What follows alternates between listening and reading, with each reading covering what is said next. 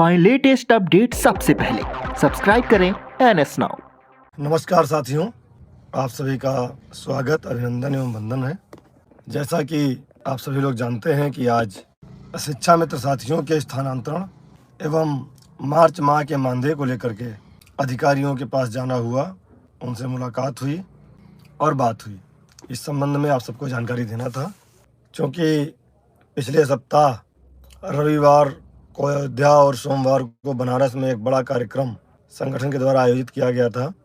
और बनारस के कार्यक्रम में आपने देखा, हम सबके संरक्षक और माननीय MLC प्रदेश संयोजक भाजपा शिक्षक प्रकोष्ठ आदरणीय श्री चंद्र शर्मा जी ने कार्यक्रम में सहभागिता की थी। कार्यक्रम की अध्यक्षता वाराणसी के माननीय MLC और जिला अध्यक्ष भाजपा श्री हंसराज विश्वकर्मा जी ने, वहाँ की विधायक प्रतिनिधि अदिति सिंह पटेल जी ने विशिष्ट अतिथि के रूप में सहभाग किया था। एक बड़ा कार्यक्रम वहाँ पर हुआ था। उसके बाद मंगलवार को हम लोग आए थे, बुधवार को थोड़ा सा शासन में गए थे, लेकिन मुलाकात नहीं हो पाई थी किसी से।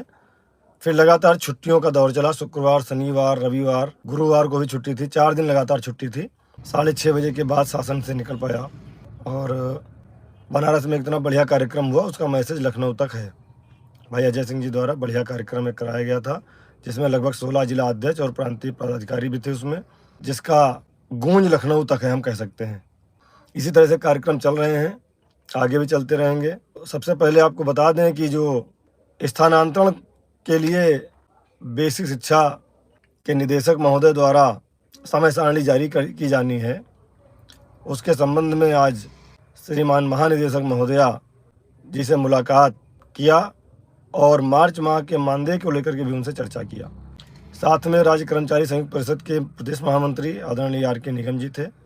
तो महानिदेशक महोदया से मुलाकात हुई है और उसमें हालांकि अनुदेशक साथियों की भी चर्चा RK निगम साहब ने किया था। तो महानिदेशक महोदया से हम लोगों ने सबसे पहले स्थानांतरण की बात की। तो स्थानांतरण पर उनका ये कहना था कि स्थानांतरण के लिए जो सूचनाएं संकलित हो गई हैं, उसके लिए जल्दी ही कार्रवाई हो जाएगी।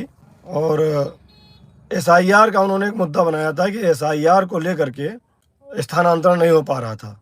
तो उनको हमने बताया कि मैम SIR का काम समाप्त हो गया है, अब आप एक सर्कुलर जारी कर दीजिए और 8 दिन के अंदर सभी शिक्षा मित्र जहाँ पे जाना चाहते हैं वो अपने विद्यालय पहुँच जाएंगे। तो खैर उन्होंने इसको गंभीरता से लिया है और उन्होंने कहा है कि हम श्रीमान अपर मुख्य सचिव बेसिक शिक्षा महोदय से इस पर बात करके और सभी जिलाधिकारियों के साथ वीडियो कॉन्फ्रेंसिंग पे बात करेंगे और बात करके सबको निर्देश देंगे, जिससे अप्रैल में आप लोगों का स्थानांतरण हो जाए। एक चिंता हम लोगों को जो थी, आप लोगों के माध्यम से आ रही थी कि आगामी जनगणना में अगर शिक्षा मित्रों की ड्यूटी लग जाएगी तो उनका स्थानांतरण नहीं हो पाएगा। ये बात भी हमने उनको बताई है। उसको गौर करते हुए उन्होंने कहा है कि हम जल्दी ही श्रीमान अपर मुख्य सचिव महोदय से वार्ता करके और सभी जिला अधिकारियों के साथ वीडियो कॉन्फ्रेंसिंग में बात करेंगे और जल्दी इसका निर्णय निकाल लेंगे। तो हमें उम्मीद है कि कुछ ऐसा निर्णय निकलेगा कि अप्रैल में ही सबका स्थानांतरण होने का चांसेस बढ़ जाएगा। उनसे हमने ये भी कहा कि नया शैक्षिक सत्र चालू हो रहा है और जनगणना भी एक बड़ी विषम समस्या लेकर के आएगा। अगर ड्यूटी लग जाएगी तो 1 साल तक हम लोग फंसे रहेंगे।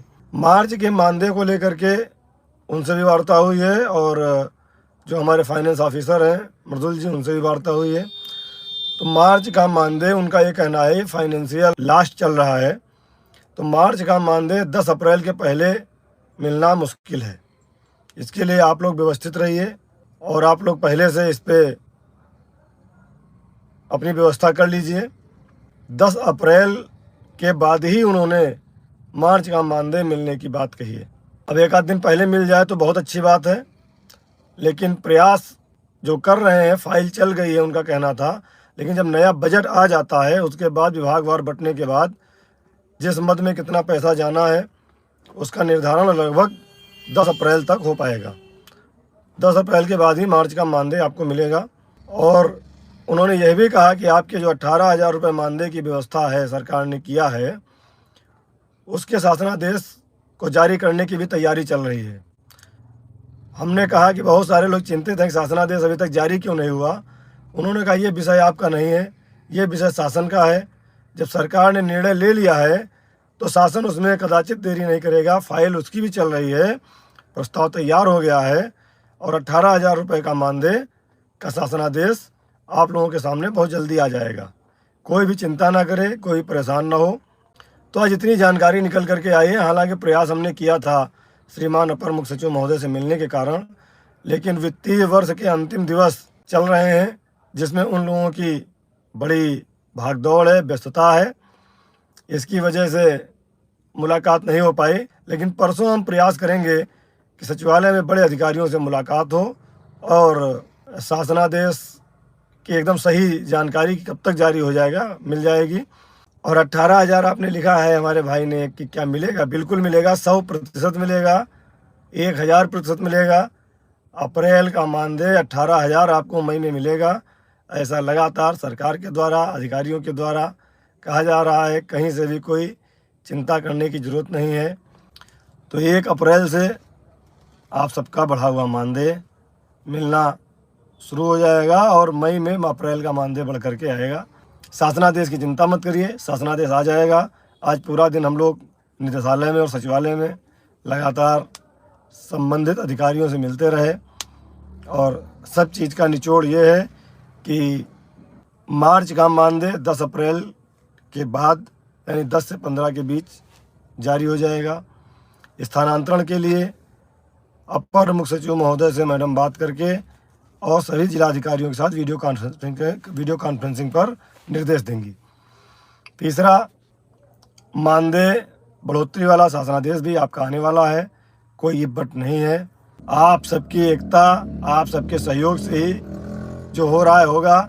लेकिन एक बात मैं कहना चाहूँगा, ये 18,000 जिस दिन मिल जाएगा उसके बाद उसके आगे की भी लड़ाई लड़नी है और उसके आगे हमें बहुत आगे तक जाना है।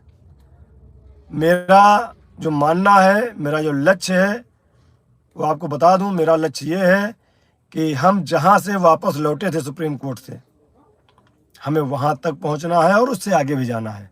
लेकिन धीरे धीरे, इसी तरह से जैसे सरकार से मिल करके 8,000 रुपये का मानदेय बढ़ोतरी हुआ है, हम प्रयास करेंगे अक्टूबर नवंबर तक और आगे बढ़ें, फिर उसके आगे और आगे बढ़ें और जल्दी ही अपने उस लक्ष्य को प्राप्त कर सकें जो लक्ष्य हमसे 8 साल 10 साल पहले छूट गया था।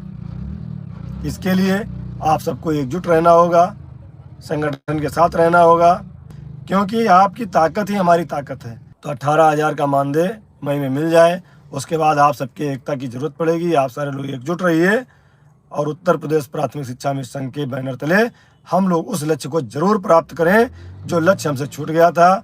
इसी के साथ बहुत बहुत धन्यवाद, आभार, प्रणाम।